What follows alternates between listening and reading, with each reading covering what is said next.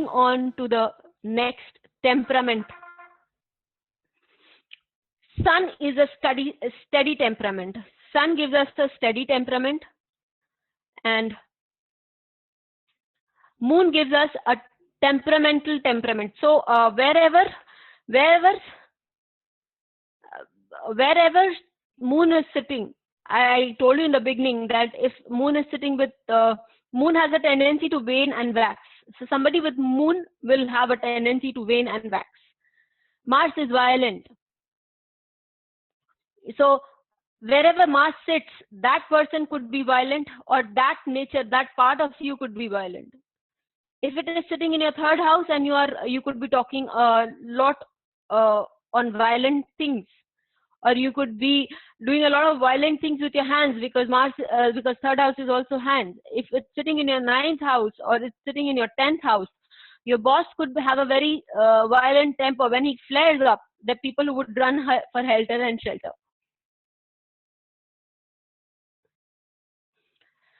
And that's your immediate boss. Mercury has mixed qualities and is generally volatile, because with whatever it sits, Mercury is also thought, so it happens by a flick of finger.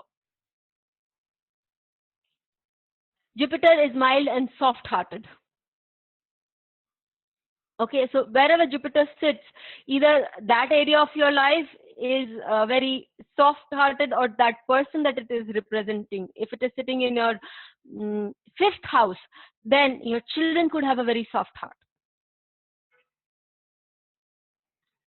Venus is easygoing and accommodating. If Jupiter is sitting for you, if Venus is sitting for you in your 6th house, which is one house that I have not covered so far. So if Venus is sitting in your 6th house, know that at least in your workplace, you will have people who are accommodating and easygoing with you. If it's sitting in your 7th house, if you've achieved the God's kingdom, because your spouse and your partners in life will be very accommodating. Saturn, harsh, hard-hearted, and cruel. Well, this would be a little cruel, but Saturn, wherever Saturn sits, that is the area it disciplines. So if somebody has Saturn in their 9th house, know that you will have a strict parent.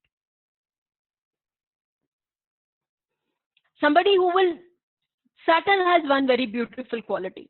Saturn doesn't want anything for itself. In the Kurma avatar, the Kurma did not get even a drop of that things, of any of the things that came out of the ocean. So Saturn is detached.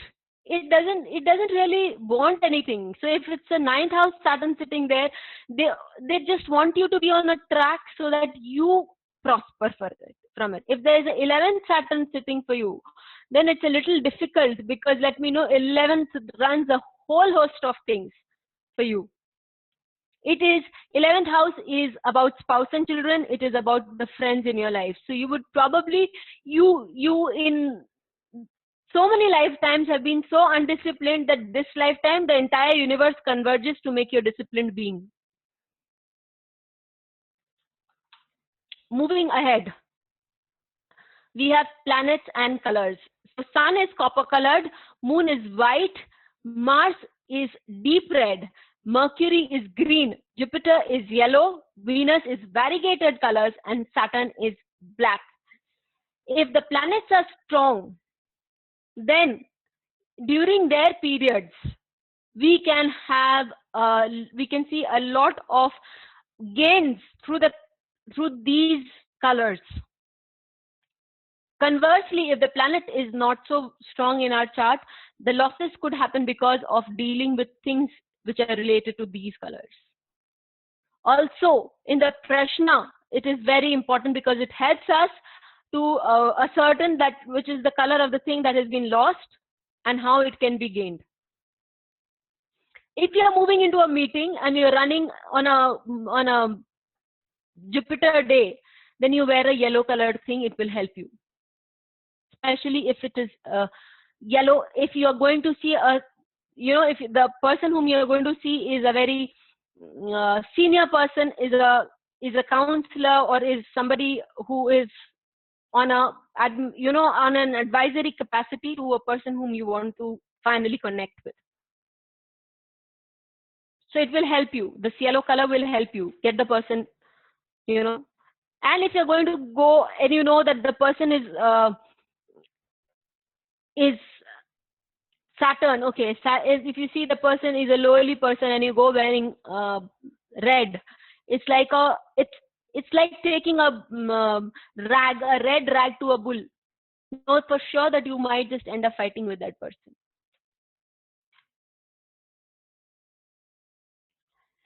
Directions. Sun represents east, moon represents northwest, Mars is south, Mercury is north, Jupiter is northeast, the Ishan corner of your house. Venus is southeast, Saturn is southwest, Rahu and Ketu also get southwest.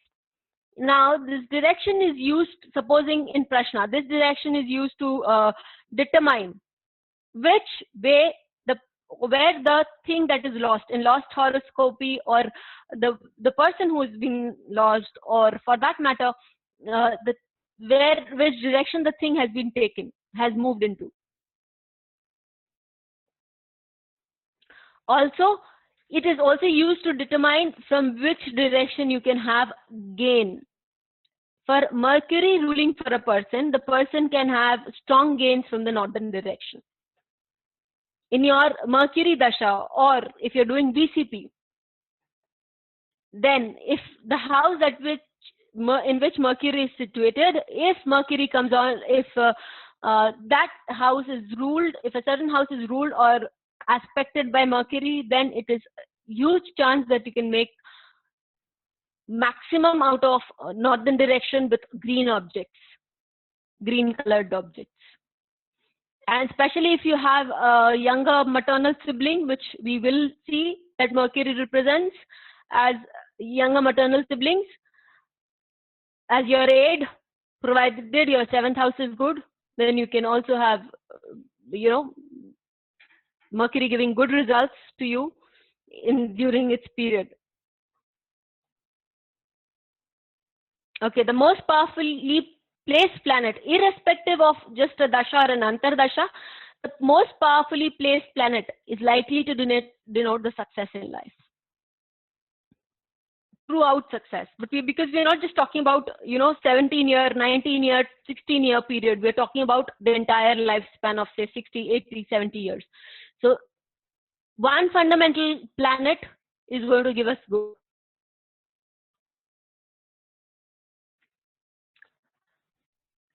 Father, what is the gender of these people? Father, we know, is denoted by relationships, sun. Mother is moon. Siblings is Mars. Mercury is maternal uncle. It is also cousins. Jupiter is children and grandparents. Venus is wife. I told you Karaka for wife is Venus. Spouse in general is Venus. Servants is denoted by Saturn. And Rahu and Ketu denote outcasts. Now, some people say they have sailing relationships with their father. Their father, the sun, could be well placed in one of the Trikona houses, that is 159 in their charts. The sun could be aspected by Jupiter in their charts. So they have a lovely relationship with their parents. Some people say they have a very fighting relationship with their mother. Sitting in one of the Dushtanas, that is 3, 6, 8, 12, and aspected by say Mars. I'm not going to Rahu, because if I go to Rahu, you probably could be totally, taking each other's hair out, pulling each other's hair out. But I'm going only with Saturn or Mars. Then you could always be on a fight. So that relationship also, which is under strain or flourishing, can be determined by the aspect these planets have, or by the conjunction these planets make with each other. sun does represent the father, and it is also masculine in nature. So masculine figures could also represent the sun. But it is when we are doing prashna, when we are doing things which are other than, you know, the primary level, this is on a slightly higher level.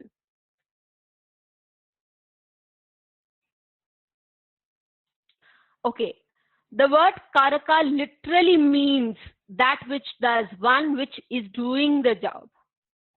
There are certain significators. So before I move on from here, any more questions? Inge, Bettina, and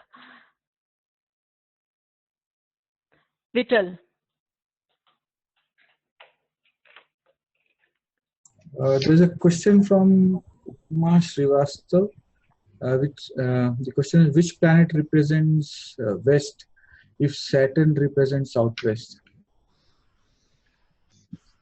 Thank you for correcting. It is actually west. Saturn is in the corner, it's west. Thank you for Upma. Thank you for correcting me. South is Mars and west is Saturn. Rahu and Ketu take over southwest. And there is another question. Is what if we have 3 or 4 planets in 7th house? How we will know about the temperament of the spouse? Yeah, nice question. Can I have the planets, please? So it is from Shilpa. Yeah, Okay. I tried to answer the question. I think it's a little bit out of context here. It's very complex having 3, 4 planets in the house of marriage. I think we should go ahead because it's quite detailed. Unless you want to answer, of course, but I think it's just keeping us up at this point. That's why I tried to answer it. You're right, Bettina. You're right, but just a few lines. I will not go beyond a minute because then we still have a few more PPTs to cover. Sure. So if I can just have quickly what the 3 or 4 planets are. That Shilpa has to answer, yeah? Yeah, and okay, before, okay, Shilpa, you can leave it at that. I will just tell you it also depends on the longitude of the planet. The temperament will be mixed of all the 3 or 4 that you have there, and it will also depend on the longitude. It's also called Graha Yuddha.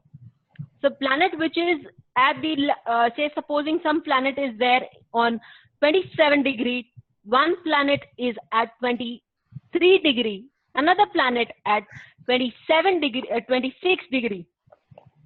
Yes, and you have somebody at 13 degree. Let me put it like this: 5, 13, 21, and 27. The one which is at 5 degrees,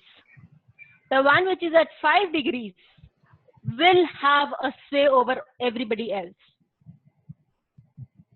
especially if it is a fast-moving planet. And the planets are Mars, Saturn, Jupiter, and Venus in 7th house.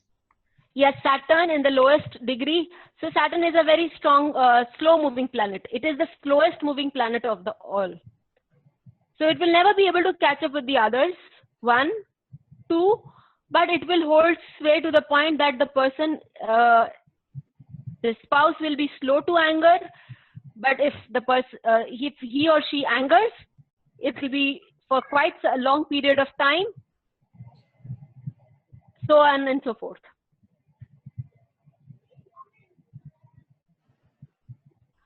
It was about the temperament in general, no?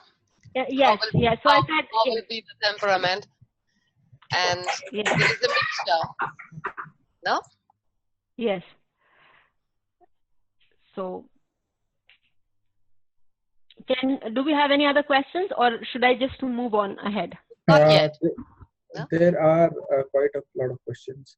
One of the questions: how do you determine directions in case of conjunctions of planets? Again, I have told you the degree. See, there is a concept called Graha Yuddha. In the concept of Graha Yuddha, the degree of the planet of the lower degree holds sway over the planet of higher degree. Especially, say supposing it's a Jupiter and Mars conjunction. Mars travels farther, and Mars is the one which is behind Jupiter. Mars travels much faster than Jupiter does. Mars is south, Jupiter is northeast. Yeah. So over northeast, you have a chance of, the person has a chance of prospering more in south rather than northeast. Northeast would become a second choice in such a case.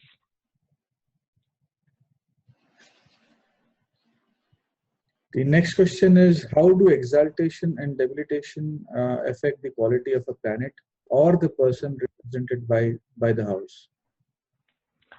Could you please come again, Vittal? Yeah. How do exaltation or debilitation affect the quality of the planet or the person represented by the house?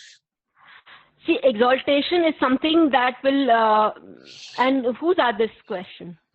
Sorry, this was asked by Umachari. Okay. Exaltation, as we know, because I have not mentioned exaltation anywhere in this PPT till now. Exaltation, so I think it's out of context, but nevertheless, I'll take 2 minutes to answer this. Exaltation, as we know, is when the planet is supposed to give its best. Debilitation is when the planet requires a lot of hard work to move ahead. When you have an exalted planet in life, know that you have done some good part as respect to that planet. Significations, as if your Mars is exalted, then Mars stands for stamina, special qualities such as courage. It also stands for desire, anger, scandals, diseases, enemies, oppositions, controversies, weapons, commander of an army, land, immovable properties, younger brother. So this is, so in respect to certain things, Karakas, you have done something good. If your Mars is exalted, you could have done good deeds to your brother, for your brother. You could have made an excellent commander of an army, good strategist. A good defense mechanism is inbuilt in you, because over a lifetime you have developed that in you. On the other hand, if Mars is debilitated, you are a very meek person. That courage is missing in you, or it's not there to its full level. I will not say missing, because there's always an area where you will be courageous. Mars will be 10th from some house at least. So it will be Digvali from some house.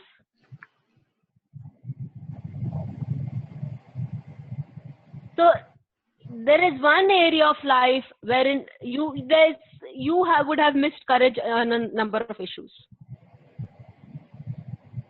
Or you could, there's that house in particular, that person in particular could have cheated with his brothers, could have cheated with, you would have, run out of controversies, would not have faced controversies face up, chin up.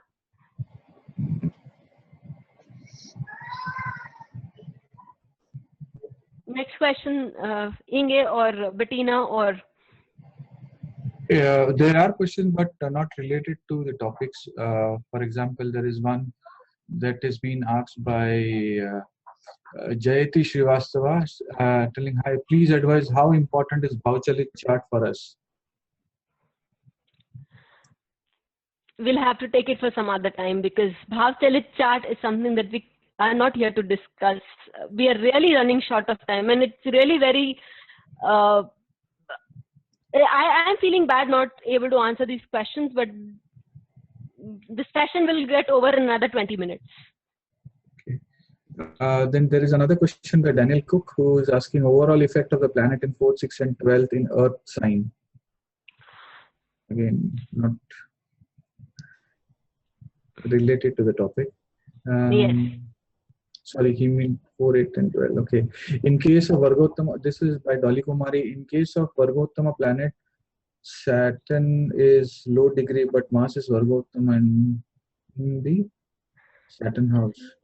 This does not seem, even when you're murmuring that question, it does not seem like a basic course question.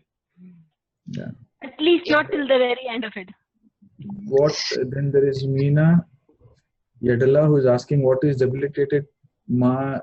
What if debilitated Mars aspects Moon when it can cause Nichabhanga? I mean, yeah, these are all, yeah. These are very particular questions. Yeah. Yeah. And we are just talking about the planets at present. Yeah. And the attributes of the planets. So Let's go ahead. Yeah. Questions are done. Yeah. Yes, so I think we'll go ahead. I'm sorry guys, but this is a very basic class. Half of the people here will not be able to correlate with the questions that you have asked. Yeah, and we're Right the police here. Yes. The sun represents your soul. It's the Kara of our soul, self-realization. So wherever, I have said that wherever sun sits, that is the area which can help you realize yourself. Because the chart starts from you. It starts from you and then extends on to, it's like a ripple.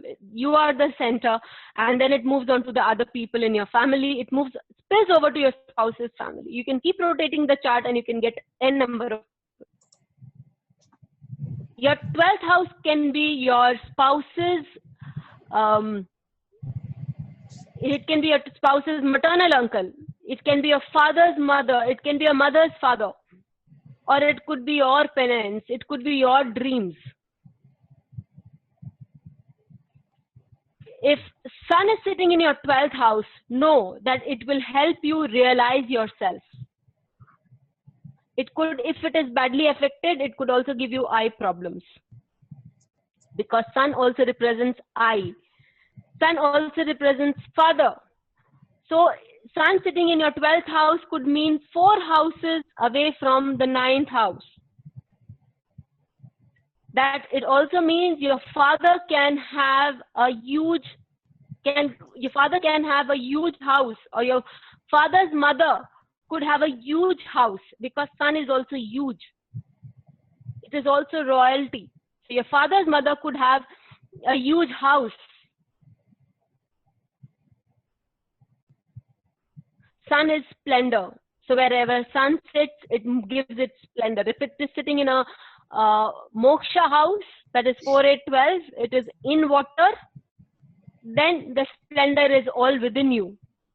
If it is sitting in an airy house, that is your 3, 7, 11, then it is giving your radiance, its radiance to everybody around it. The moon is the heart. It is your understanding. It is your inclination. Moon is the vasanas of your past life. It is what you get into this life. It is your emotions. It is your sleep. It is your happiness. It is your good name, fame, facial glow. So if somebody has a moon in their 2nd house, you could have a chubby face, you could have a round face, and you could have a radiance to your face. It's wealth, it's travel, it's water reservoir. You remember sir just said that the water tank. Saturn and moon combination, generally, we've done this on our Facebook group. Saturn and moon combination shows somewhere a leak in the house, water leak, water tap leak. Loss of wealth through water leakage. And it is also travel, because moon is forever traveling. Moving, it's the fastest moving planet after Lagna. The moon denotes change. Travel is the easiest form of change.